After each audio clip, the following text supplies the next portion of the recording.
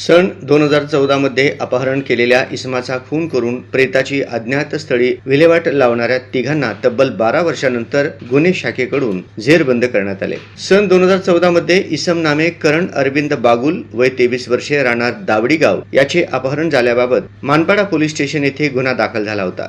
तर पोलिसांना मिळालेल्या गोपनीय बातमीवरून संशयित आरोपित चंद्रकांत बाळाराम गायकर वय 39 वर्षे राहणार गायकर कंपाऊंड दावडी रोड डोंबिवली पूर्व या सदर गुन्ह्यात अटक करून त्याच्याकडे केलेल्या कौशल्यपूर्वक तपासात सुरेंद्र पाटील वय 55 वर्ष राहणार डोंबिवली पूर्व याने सदर गुन्ह्यातील अपहृत व्यक्ती करण अरविंद बागुल याच्यासोबत जमीन विकसित करण्याच्या आर्थिक देवाणघेवाणचे कारणावरून झालेल्या वादातून दिनांक 4 ऑक्टोबर 2014 रोजी सदर गुन्ह्यातील अपहृत व्यक्ती करण अरविंद बागुल याचे अपहरण करून त्यास धनलक्ष्मी अपार्टमेंट दावडी गाव येथील ऑफिसमध्ये नेऊन तेथे सुरेंद्र पांडुरंग पाटील याने त्याच्याकडे असलेल्या लोखंडी रॉडने करण अरविंद बागुल याच्या तोंडावर तसेच डोक्यावर कपाळावर जोरदार फटके मारून त्यास जिवे ठार मारून त्याचा खून केला।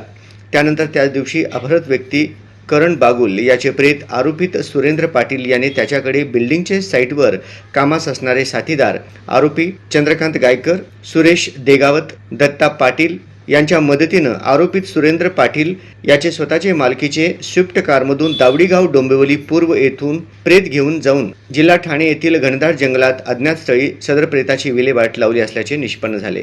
सदर बाबत मुरबाड पोलीस ठाणे येथे दिनांक 7 ऑक्टोबर 2014 रोजी अनोळखी इसमाचे प्रेत मिळून आल्याबाबत अकस्मात मृत्यू अन्वय दाखल असल्याबाबत माहिती प्राप्त झाली। मुरबाड पोलीस ठाणे हद्दीत घनदाट जंगलात 12 वर्षापूर्वी मिळून आलेल्या अनोळखी इसमाचे प्रेताबाबत खात्री करता सदरचे प्रेत हे मानपाडा पोलीस ठाणे येथे दाखल गुन्ह्यानुसार व्यक्ती करण अरविंद बागुल याचे असल्याचे तपासांती निष्पन्न झाले। तरी गुन्हे शाखा घटक 3 कल्याण यांनी सुमारे 12 वर्षापूर्वी खून करून त्याच्या प्रेताची अज्ञात स्थळी विल्हेवाट लावल्याचा अतिशय गंभीर गुन्हा कौशल्यपूर्वक उघडकीस आणला आहे। सदर गुन्ह्याचे आतापर्यंत तपास झाले।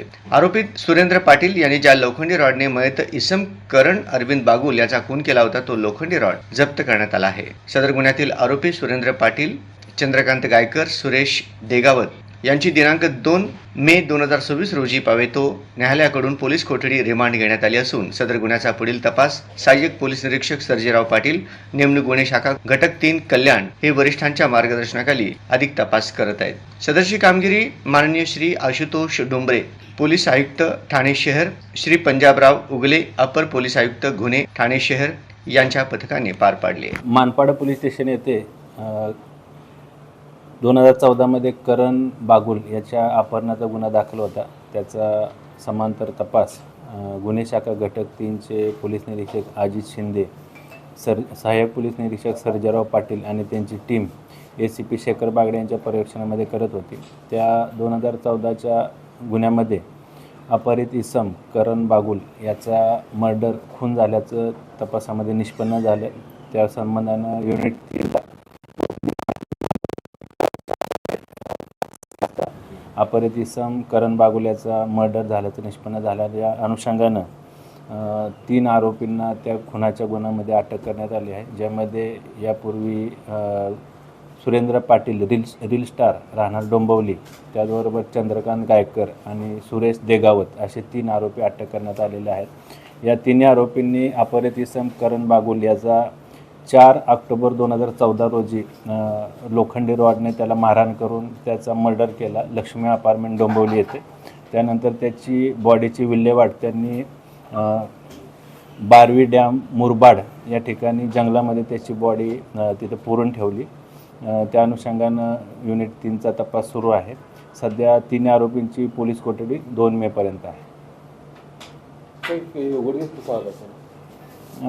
गुन्हे शाखा घटक 3ला गोपनीय माहिती मिळाली होती की या 3 इसमांनी करण बागुलचं मर्डर केलेलं आहे। त्या अनुषंगाने आम्ही काही प्राथमिक चौकशी केली, काही पुरावे निष्पन्न केले, त्या आधारावर खून झाल्याचं निष्पन्न